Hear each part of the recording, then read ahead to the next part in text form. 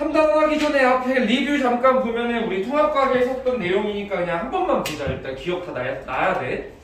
이온의 형성기라고 그래가지고 지금 첫 번째 나와 있는 건 우리 전자를 잃어버리면 무슨 이온 된다? 양이온 됐었죠? 전자 얻으면 음이온. 얘네가 왜 전자를 잃거나 얻었다? 안정해지려고. 옥텟 규칙 만족하려고 안정해지려고. 금속은 양이온, 비금속은 음이온 됐었죠? 반대로 이제 반대까지는 아니고 비금속 같은 경우 비금속끼리밖에 없을 때는 전자를 주고받을 수 없기 때문에 전자를 공유하는 공유결합을 형성을 했었었고 우리 통합과학에 했던 내용들 그대로 다 끌고 와가지고 배우는 부분이에요. 이온결합, 공유결합 막 쭉 나와있죠? 한번 또 다뤄보도록 하겠습니다. 여기 하는 거는 통합과학 잘 했었으면 진짜 금방 후다닥 하고 끝납니다. 문제만 좀 어려워지고 내용만 어려워지는 거지 훨씬 더 새로운 내용을 배우거나 이러는 건 많이 없어요. 자, 154페이지를 보게 되면은 먼저 이온 결합부터 우리는 다뤄야 되겠죠? 우린 여기서 화학 결합 세 가지를 다룰 거야. 이번 단원에서 이온 결합, 공유 결합, 그다음 우리 처음 배우는 금속 결합. 금속 결합은 뭐 별거 없으니까. 자, 우리 먼저 이온 결합부터 쭉 배우기 전에 갑자기 물 전기분해랑 염화나트륨의 전기분해가 갑자기 뜬금없이 나와요. 자, 일단 전기분해부터 한번 봐볼게요. 공유결합 물질이 전기적 성질이라고 하는 게 나와 있는데 우리 대표적인 공유결합 물질 중에는 물이 존재하는 거 기억하시죠? 우리 물은 수소 2개와 산소 2개가 결합하고 있었었고 공유결합했었던 거 기억하시나요? 우리 산소는 네온과 같은 전자 배치, 수소는 헬륨과 같은 전자 배치 뭐 뒤에서 배울 건데 여튼 물은 대표적인 공유결합 물질이야. 근데 얘를 전기분해를 할 거야 지금. 왜 전기분해를 갑자기 왜 하냐면은 물을 전기를 가해가지고 얘가 분해가 된다라는 것부터가 전기에 의한 결합이죠. 근데 전기가 흘러가지고 결합을 분해할 수 있었다는 얘기는 이 결합 자체가 전기를 흘려보내줄 수 있는 물질에 의한 결합이란 얘기지. 근데 우리 원자들의 원자 핵은 움직여 못 움직여? 못 움직여. 움직일 수 있는 건 전자밖에 없어. 그러니까 얘도 전기로 분해가 된다는 얘기는 전자에 의한 결합이다라는 거를 알려주는 실험이에요. 그냥 물 전기분해 우리 중학교 때부터 하면 지금 한 3번째 나와요. 한 번만 더 보도록 할게요. 자, 물 전기분해 기억하겠지만 우리 물 여기다 둔 다음에 여기다 우리 이렇게 관에다가 물 가득 채워놓고 뒤집은 다음에 여기다가 전극을 꼽죠. 왼쪽이 무슨 극이냐? 플러스극과 마이너스극을 꼽은 다음에 전기를 빵 가하면 여기 뽀글뽀글 기체가 막 이렇게 발생을 해갖고 여기에 공간이 이렇게 생겨났었어. 그렇지? 좀 더 자세하게 한번 보는 부분입니다. 자, 먼저 플러스극에서는 무슨 일이 발생했는지를 볼 건데 자, 애초에 플러스극이라고 하는 얘기는 전자가 많이 있는 거야, 없는 거야? 없는 거야. 그럼 내가 여기다 전자를 가하잖아? 그럼 여기 있던 물이 얘가 전자가 없으니까 여기한테 얘한테 전자를 빼앗겨요. 그럼 물에서 전자가 뽑혀야 되겠죠? 그럼 물에서 전자가 뽑히면 어떤 화학식이 만들어지느냐? 물이 이렇게 놓여 있는데 여기서 강제로 전자를 뽑아낼 거야. 그러면 어떤 일이 발생하냐? 수소 이온이 이렇게 만들어지고요. 그 다음에 4개의 전자가 이렇게 빠져나가게 돼. 전자를 뽑아내야 되니까. 그럼 산소가 만들어지고 수소 이온이 만들어진다라고 했네요. 결국에 지금 뭐가 만들어진다? 산소 기체가 발생하죠. 산소 기체. 여기에는 뽀글뽀글 발생해가고 여기에는 산소 기체가 이렇게 발생을 하게 될 것이다. 그럼 마이너스 극에서는 어떤 일이 발생하냐? 마이너스 극 자체는 전자가 굉장히 많이 들어있는 상황이 마이너스. 그럼 마이너스 여기 전자가 많으니까 물한테 전자를 강제로 주게 돼요. 그럼 물이 강제로 전자를 받아. 물이 전자를 받게 되면은 강제로 전자를 받죠. 그러면 어떤 일이 발생을 하느냐? 자, 수소기체가 돼가지고 수소기체가 이렇게 발생을 하게 되고 그 다음에 수산화 이온이 이런 식으로 만들어지게 됩니다. 그래서 결국에는 수소기체가 이렇게 발생을 하기 때문에 여기에 수소기체가 가득 차게 되게 되겠죠. 지금 개수가 좀 이상하게 나와 있는데 이거 개수 맞춰준 이유는 요 전자 4개 이동 맞추려고 그냥 개수 이렇게 맞춰준 거예요. 그래서 결국에 얘를 항당에 써보게 되면은 약분 돼가지고 결국에는 화학 반응식이 EH2O 화살표 O2 플러스 EH2 이런 식으로 화학 반응식이 발생을 하게 된다는 얘기가 되겠죠. 합치면은. 그래서 우리는 이제 시험 볼 때도 마찬가지지만 플러스극과 마이너스극에서 어떤 일이 발생하는지는 알아야 돼요. 이 정도 화학 반응식들. 그 다음에 플러스극에서 무슨 기체 발생한다? 산소 기체 발생. 마이너스극에서는 수소 기체가 발생한다라는 걸 알고 있어야 되는 거고. 그 다음에 이걸 물론 외울 수도 있지만 얘 원리를 화학 반응식의 원리를 파악하시면 돼. 플러스 극은 전자가 없으니까 전자 빼와서 가려고 하니까 이렇게 된 거고, 마이너스 극은 전자를 주입하려다 보니까 이런 식으로 된 거고. 그리고 좀 눈치 빠른 사람들은 지금 여기 봐봐. 여기 뭐야 이거? H 플러스. H 플러스가 생기면 무슨 상태죠? 통합과학에서 했는데 산성. 그렇지.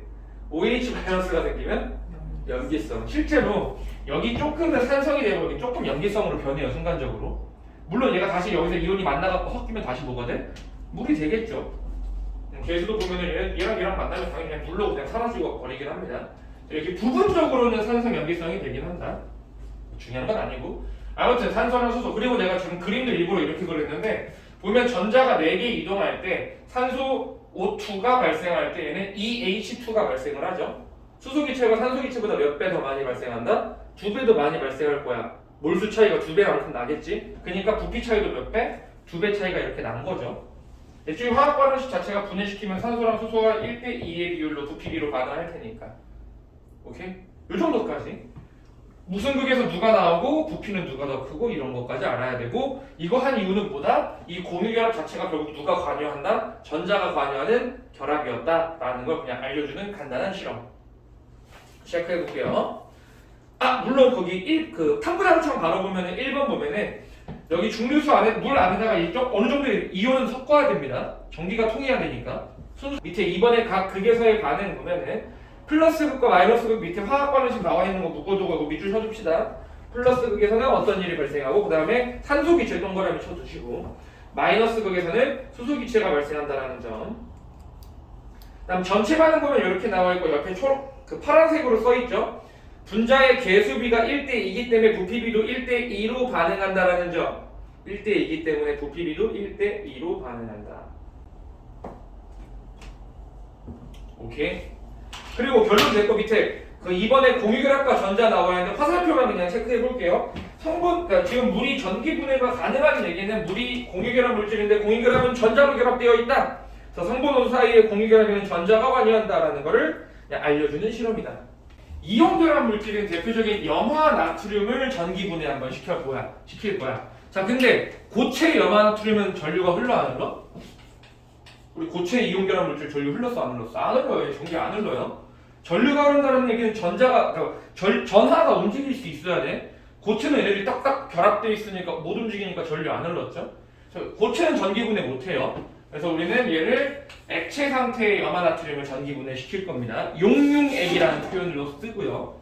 자, 그래서 지금 보면 맨 위에 고체 상태 화살표 전기 전도성이 없다 정도 체크. 고체는 전기 안 통해요. 다음에 액체 상태 용융액이라는, 그러니까 녹아있는 상태를 용융액이라고 합니다. 전기 전도성이 있죠. 용융액 액체. 물론 수용액도 전기가 흘렀어요. 수용액도 전기가 흘렀죠. 그래서 액체 상태의 염화나트륨을 전기 분해를 시킬 거야. 자, 그림 보면은 여기 액체 상태의 염화나트륨을 집어넣어 놓고 플러스 극과 마이너스 극의 전극을 뽑은 다음에 전류 왼쪽이 플러스 극, 마이너스 극 전극을 또 빵 뽑아갖고 할 거야. 애초에 얘는 액체 상태니까 Na 플러스랑 Cl 마이너스 상태로 여기 엄청나게 녹아있는 것도 아니지 얘네밖에 없겠죠. 그럼 똑같이 무슨 극에서 뭐가 나왔는지 한번 볼 건데, 자, 플러스 극은 마찬가지. 전자를 뺏어가야 돼요. 플러스 극은 전자가 없으니까. 그럼 여기서 전자 자, 여기 나트륨 거 전자 뺏어갈 거, 염소 거 전자 뺏어갈까? 얘는 이미 뺏겼잖아.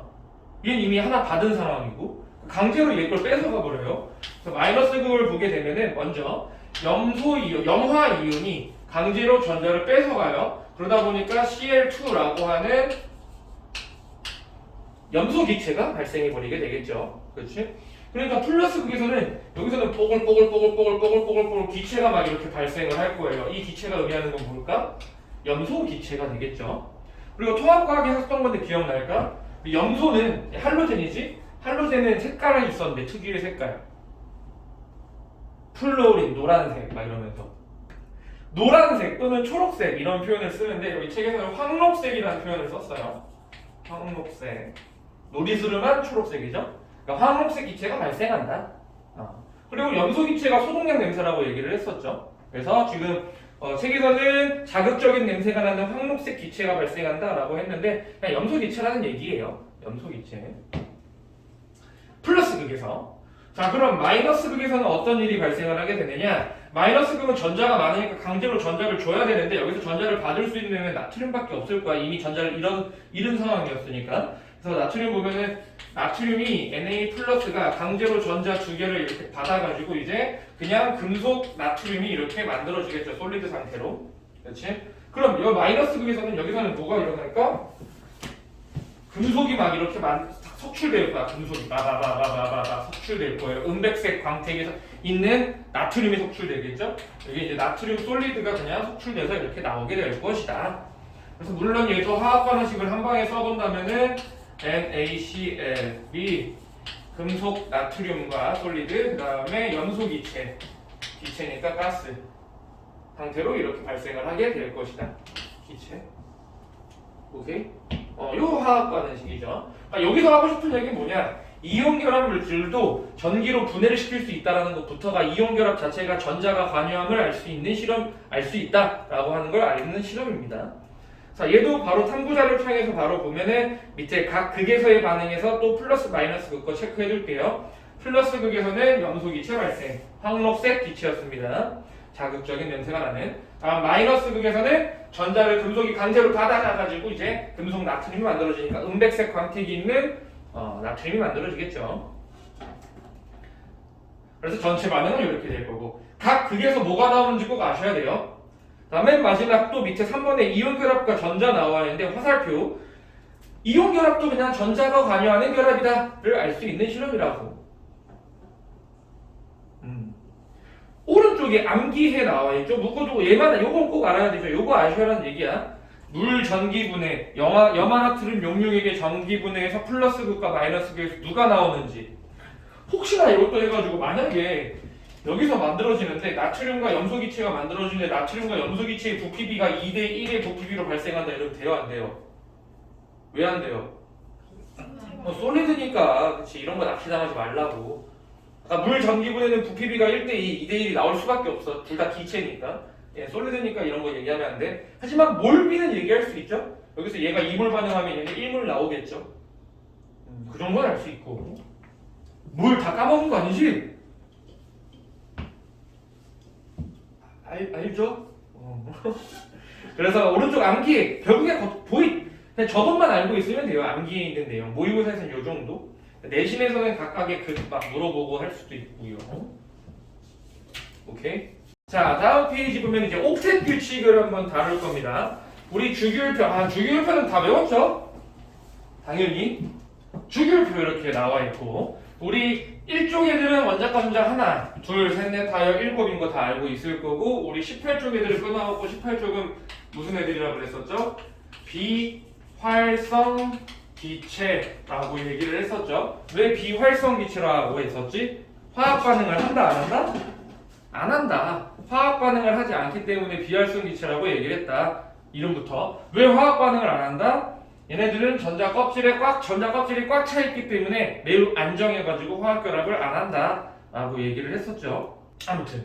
자, 그래서 비활성이 18쪽에 있는 비활성 기체 같은 경우 화학적으로 매우 안정하기 때문에 화학 반응을 안 하게 됐고, 그래서 나머지 애들 같은 경우는 그럼 원자과 전자가 원자과 전자가 많지 않기 때문에 얘네들 같은 경우는 좀 화학 결합 매우 불안정해. 그래서 화학 결합을 하려고 한다고 안정해지고 싶어서. 그래서 비활성 기체와 같은 전자 배치를 얻기 위해서 화학 결합이라는 걸 할 거고, 그래서 안정해질 거고. 그거에 대해서 쭉 다루는 부분이죠. 그래서 맨 위에 비활성 기체, 뭐 헬륨, 네온, 아르곤 이런 것들이 있고 전자 배치를 보게 되면은 가장 바깥 껍질에 전자가 몇 개 채워져 있다? 8개 채워져 있잖아요. 헬륨은 2개지만. 그래서 안정하다. 그래서 화살표. 화학적으로 안정하기 때문에 다른 전자와 결합을 하지 않는다. 원자들과 결합을 하지 않는다. 책 보면은 우리 통합과학 내용에서 추가된 게 이제 오비탈밖에 안 나와 있죠. 오비탈에서 추가되긴 했죠.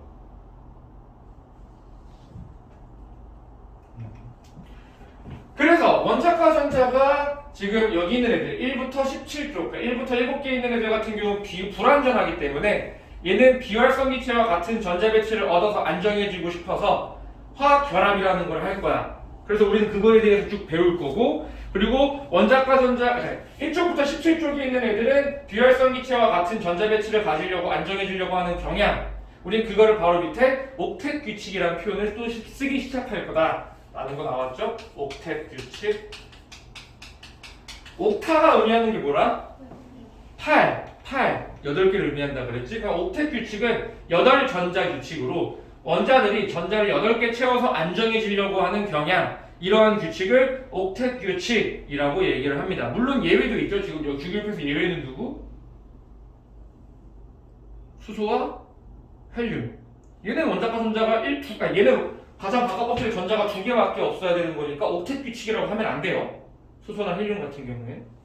만약에 문제에서 옥텟 규칙을 만족한다 이런 표현이 있으면 무조건 8개가 있어야 되는 거야. 수소, 헬륨은 빼고 생각해야 되는 거예요.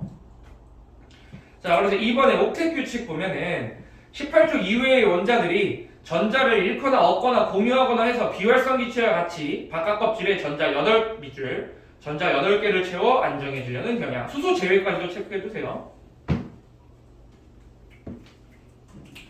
그래서 어떻게 얘가 안정해지려고 하느냐? 자, 이런 거지. 예를 들면 리튬 같은 거, 나트륨 보자.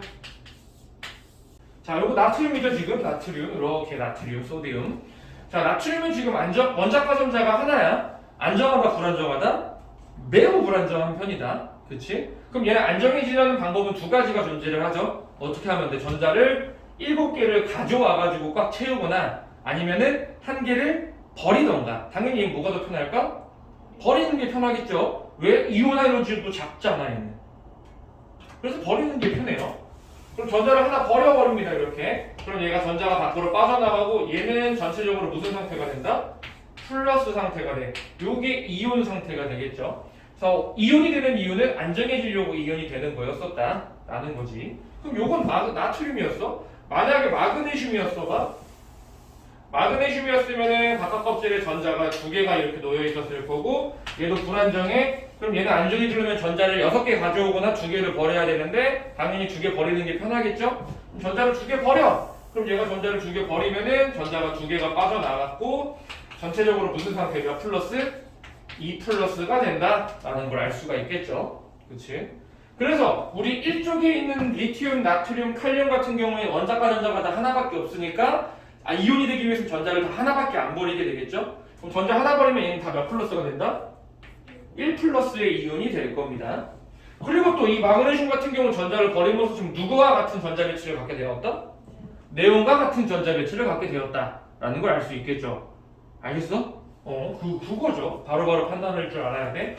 마찬가지 2족에 있는 애들은 몇 플러스가 된다? 2 플러스가 되겠죠. 그럼 13족에 있는 애들은 몇 플러스?